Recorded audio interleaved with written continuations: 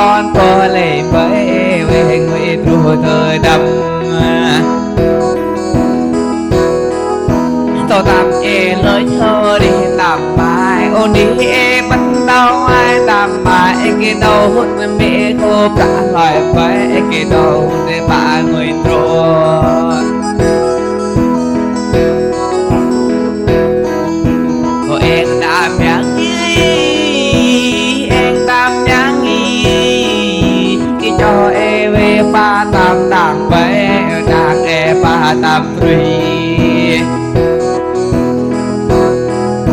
xin lỗi cô em ai tạm mà em đón nào em ba đi bởi xin lỗi ra mãi mãi tạm mãi tròn đàn em đó và đúng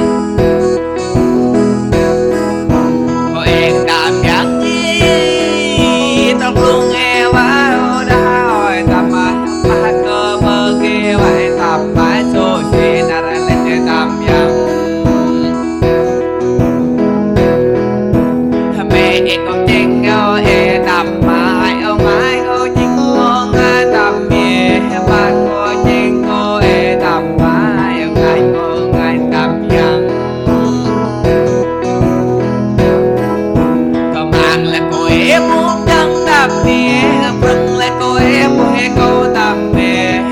kia con ba đèn tầm mai gọi tôi ngầu đâu ai lại tạm bài để cao leo nắng tam giang ngầu và con chung e tâm cô dặn mẹ thế con đang e tâm chùa mây em tạm nhắn đi lâm e về lâm mai tạm mà cô tập về nghe ai tạm mai cô em ai tạm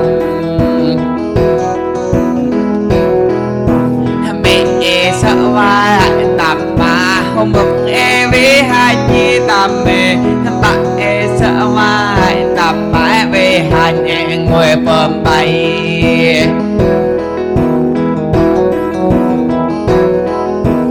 bạn em sợ về say rồi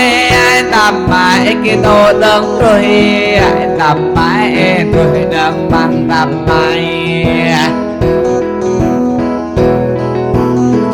con in chơi giờ tầm mà tôi tầm con nhớ chơi ông tầm mà tôi tầm cơn ý tầm mình như của mình tôi đặt tầm nhang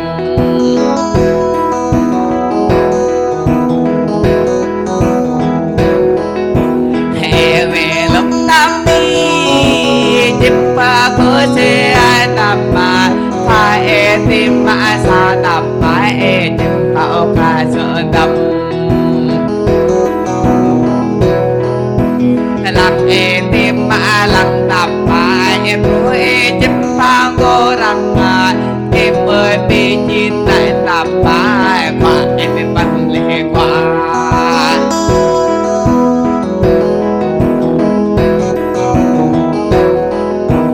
để mà cô e tâm nhang nghi lần tâm e chỉ lần nghi để mơ lần cô e tầm mà chấp e chỉ kỳ chấp để lấp cô e tầm bài cây ba ngày rồi kỳ cô đêm về vui cô e tầm bài cơ cho ba ngày e cơ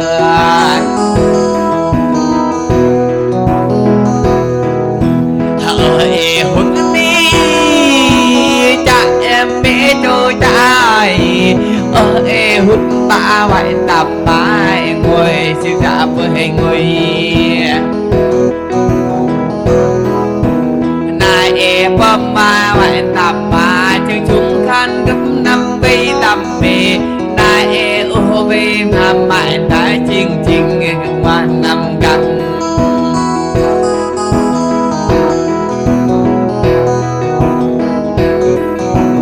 đại e dắt bấm đi chiên chiên bơ đuôi nam mang tầm mì đại e và gia khai tầm mãi chiên chiên còn ngang năm gần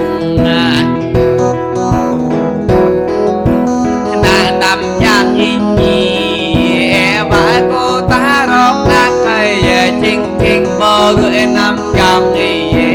và ta hát ra rộng thòng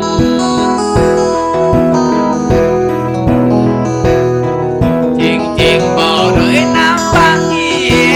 và kẻ đó ra mà thế làm mà chiên chiên gặp vã vì nhôm ngọt thế và kẻ đó ra tu hà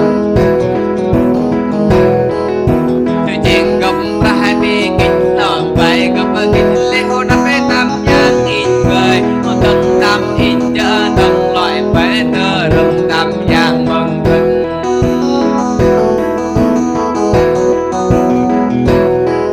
tơ rừng thì cầm măng bích loại bé tơ thì cầm chờ khăn ba kẻ rồi bé thì tàu rốc để cái hàng loạn phải chờ hàng để rồi hàng cái màu tàu rọc thôi cái ha phùng loại bè cái tàu rọc tung đẹp ra loại bè đồ là tam giang in đầu cười nhí một đàn tam giang ngày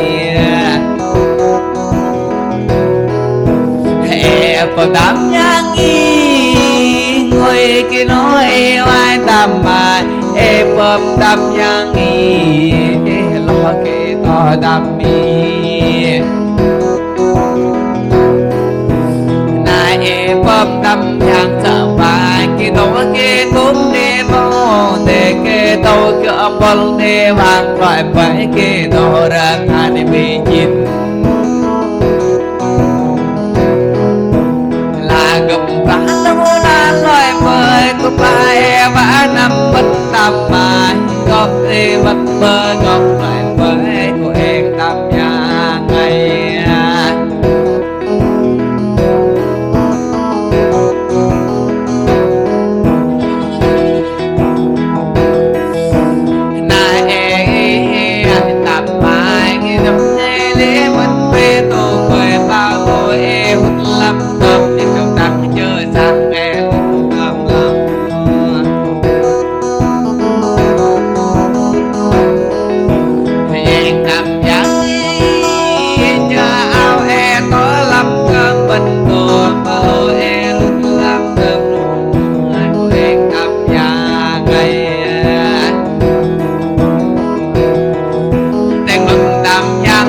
đặt lại về cho ngân tam chắc vẫn còn lại về chẳng còn qua đi thôi vậy tạm mãi chạm đi và mình tam giang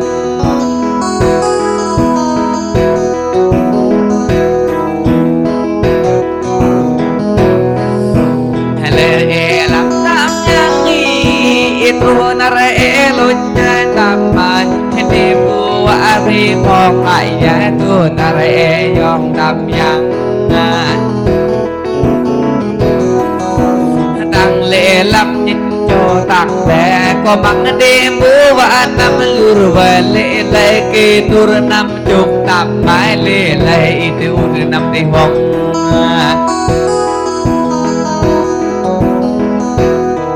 lệ lại còn chẳng giấy rồi mời bố tam giang gì lên đi con lên cô ăn phải tam mãi lên đầu đang lên cái ca tam mày lúc tơ dài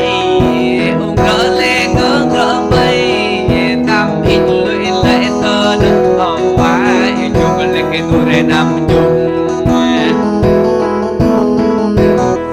lê lại yêu tuổi để năm đi vòng về lê lại không chắc để chỉ đua loài về ngô bấm hồn đi tam giang nhìn giá mang đó tam giang vãi giang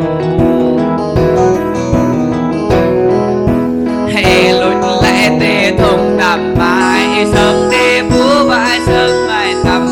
e lối lẽ làm rơm đầm mai dầm đi búa vai dầm e lối lẽ làm thong nghi liền đi búa vai cô liền nghi đầm giang luôn tơ bên ngầu vai lối đi búa vai lối giang lắm lô rây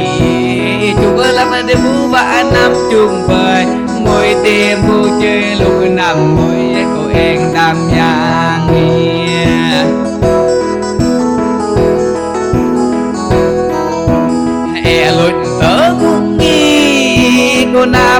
đi bơ ngay cô lên e lút tơ lên vãi tầm mãi buồn đêm và nằm dòng